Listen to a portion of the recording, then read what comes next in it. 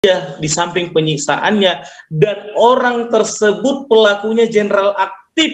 Saya selalu ingatkan, tanggung jawab itu ada di beban Anda, Pak Sigit, sebagai Kapolri. Ada terjadi di rumah Anda yang dilakukan oleh anggota Anda. Aktif. Ingat, aktif.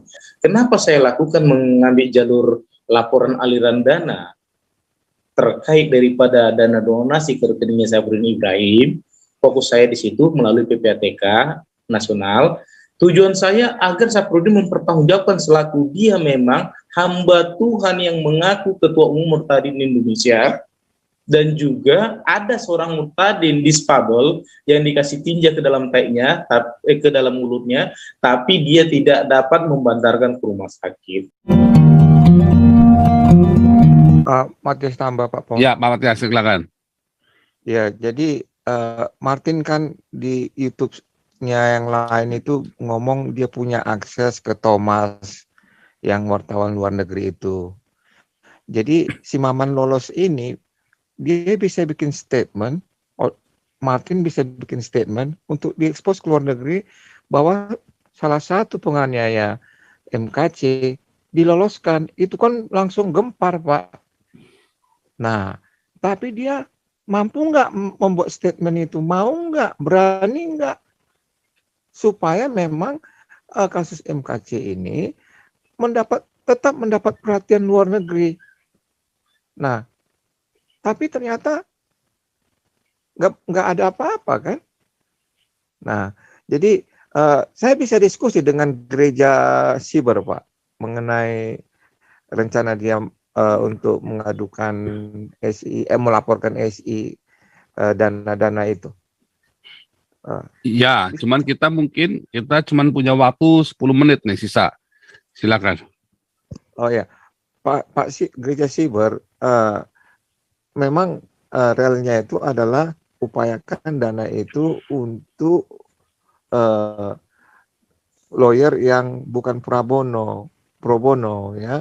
Nah, tapi kalau pro bono memang jadi sudah melanggar gitu. Nah, kedua kalau memang Pak gereja Siber mau menaikkan masalah 2 video dari Pak Saifuddin yang diduga memfitnah kepolisian dan juga diduga melakukan penyogokan di jalanan.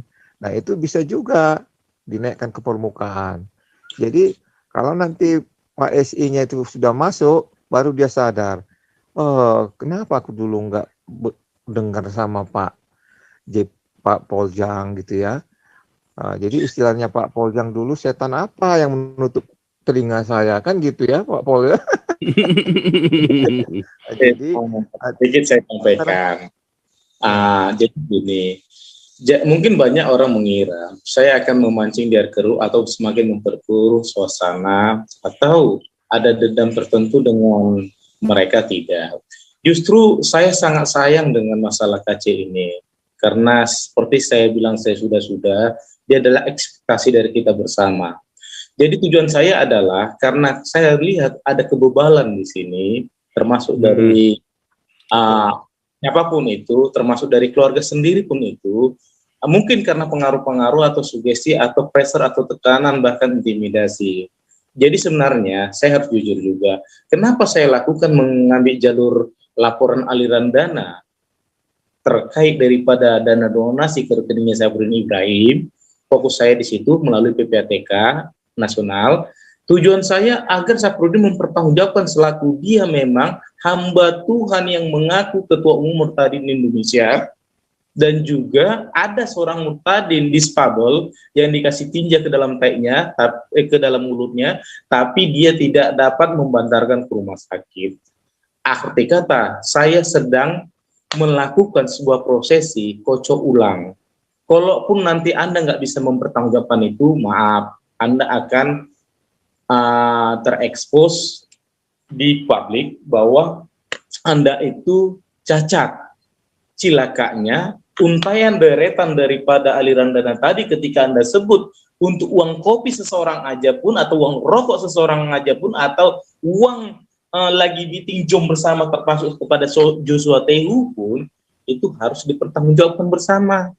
Karena aliran dana itu sifatnya seperti itu. Cilakanya, saya berharap Anda semua ini fokus ke PPATK dan Anda menyerah menangani Muhammad Kece dan izinkan anak-anak Tuhan yang masih baik, berintegritas masuk ke dalam ranah itu. Hanya itunya, sesederhana itu. Karena saya lihat kebebalan tadi. Dengan Anda dibagi fokus Anda tidak akan ada kesempatan lagi ngoceh di YouTube, mengancam-ngancam intimidasi orang, pansos, dan Anda pun tidak fokus lagi membahas masalah Muhammad KC karena Anda telah tersandra oleh pencucian uang ke PPATK. Izinkan anak-anak Tuhan yang berintegritas yang lain, yang simpati, yang merasa satu tubuh Kristus, masuk dalam penanganan Muhammad KC. Mungkin dengan ini keluarga akan disadarkan.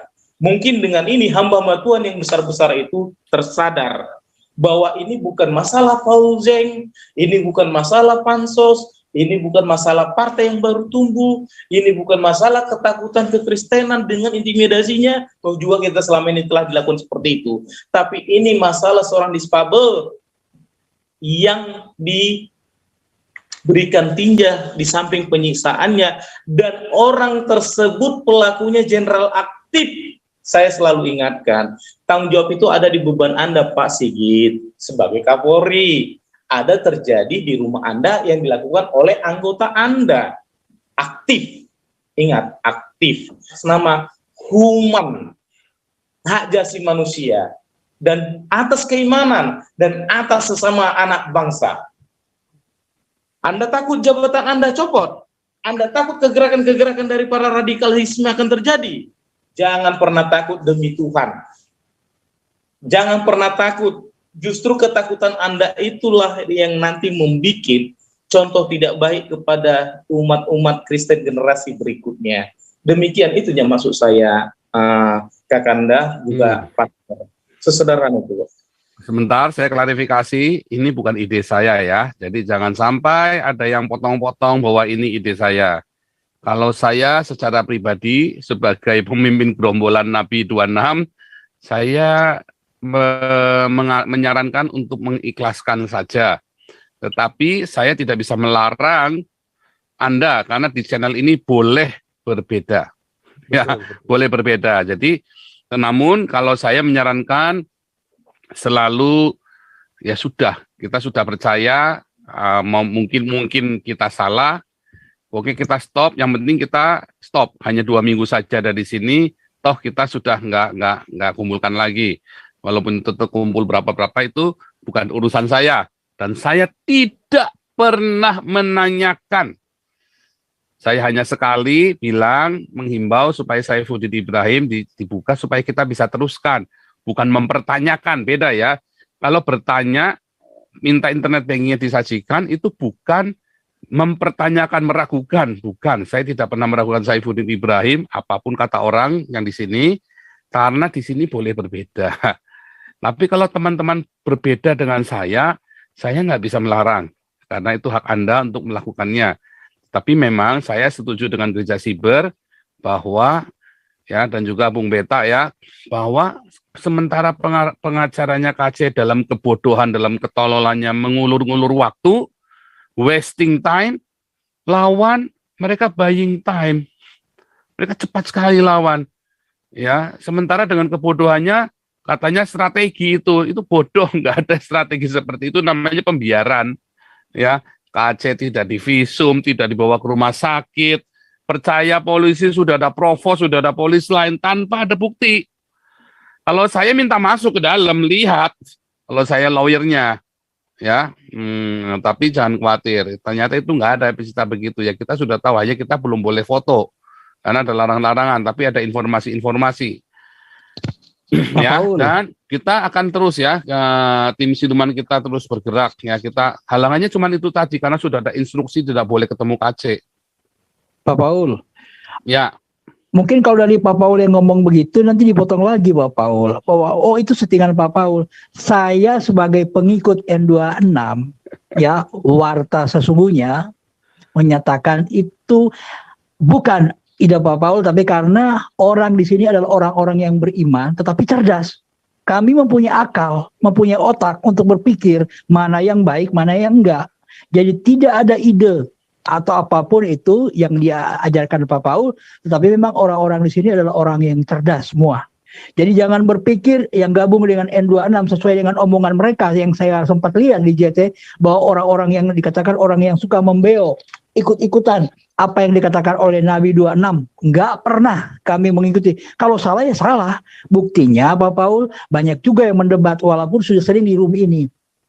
Mendebat, oh Pak Paul harusnya begini.